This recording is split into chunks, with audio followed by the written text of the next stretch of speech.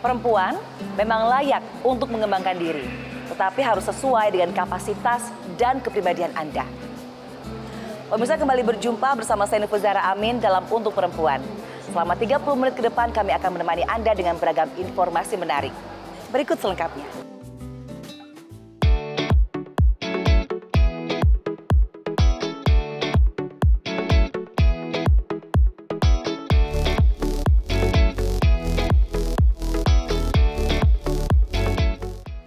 Profesi sebagai makeup artist sangat menjanjikan, baik sebagai pekerjaan utama maupun sampingan. Bayarannya pun tidak main-main, bisa mencapai puluhan juta rupiah sekali rias. Karena itu banyak orang tertarik menggeluti profesi ini dan rela mengeluarkan banyak uang sekadar untuk kursus. Makeup itu adalah bagian dari jiwa saya, sumber pendapatan juga, dan juga udah mungkin bisa dianggap kekasih buat saya karena ya setelah orang tua saya yang cintai adalah pekerjaan saya sebagai makeup artist. Karena memang profesi ini sangat menjanjikan dan mungkin sekarang profesi makeup artist ini bukan cuma menjanjikan tapi memang boleh dibilang sudah dianggap disejajarkan dengan profesi-profesi lain yang memang punya prestis gitu. Makanya banyak orang yang pada akhirnya memilih jalur profesi sebagai makeup artist. Bahkan kalau aku lihat bukan cuman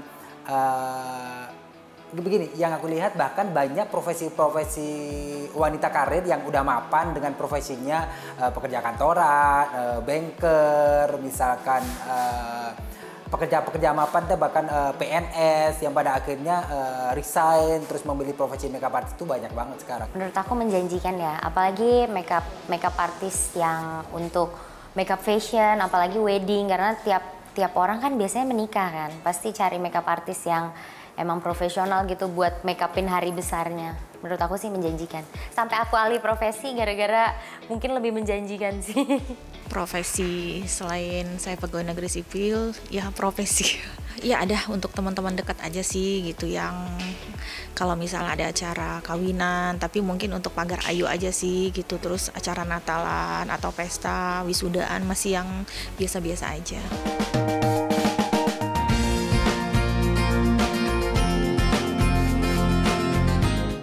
Menyapukan kuas dan perlengkapan makeup lainnya ke permukaan wajah memerlukan teknik khusus yang tidak sembarangan. Oleh karena itu, kelas makeup juga mulai menjamur sekarang ini. Semua punya pasar tersendiri, bahkan sekolah makeup pun sekarang tuh juga ada sekolah makeup online gitu. Nggak cuma belajar dari YouTube atau dari media-media sosial yang lain, tapi sekolah online pun sekarang ada. Tapi menurutku memang idealnya sebuah sekolah konvensional itu tetap yang terbaik. Jadi idealnya seorang yang sedang belajar yang paling ideal menurutku itu belajar yang didampingi mentor gitu. Karena kalau belajar didampingi mentor tuh ketika kita melakukan kesalahan jadi ada yang benerin, ada yang meluruskan. Tapi ketika kita belajar melalui media sosial atau melalui internet, ketika kita salah ya udah kita akan terbawa kesalahan itu gitu. Jadi nggak ada yang benerin gitu.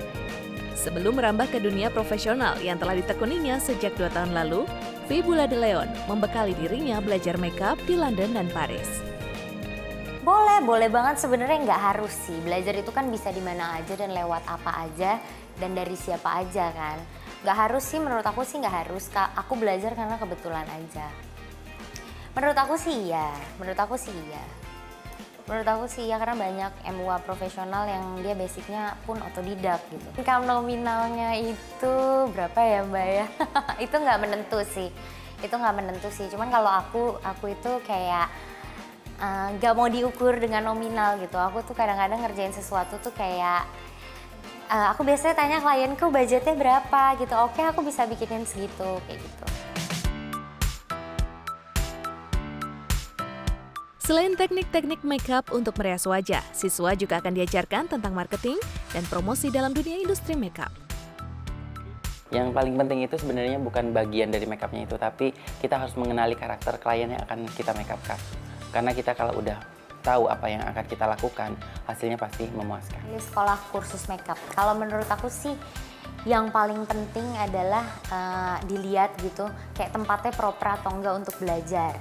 Misalnya kan kita makeup artist baru, namanya baru mau belajar makeup itu kan kita harus menyiapkan segala sesuatunya. Nah biasanya kalau mua baru itu kan nggak tahu produk-produk mana-mana aja yang bagus, mana aja yang nggak bagus. Biasanya kalau tempat-tempat makeup artist tuh udah nyediain dulu untuk dipinjam. Setelah kita pinjam itu baru kayak kita review sendiri kan, oh produk ini nggak enak, produk ini enak. Menurut aku sih harus lihat tempatnya kira-kira proper nggak, bagaimana ketersediaan alat-alatnya.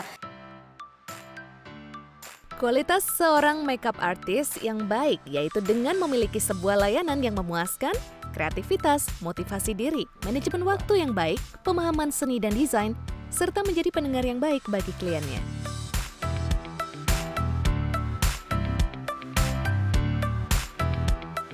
Awalnya itu dari hobi, terus ngeliat-liat waktu itu di Thailand itu banyak yang jual replika bunga tapi dari Klai Thai itu, Thailand, cuma harganya mahal.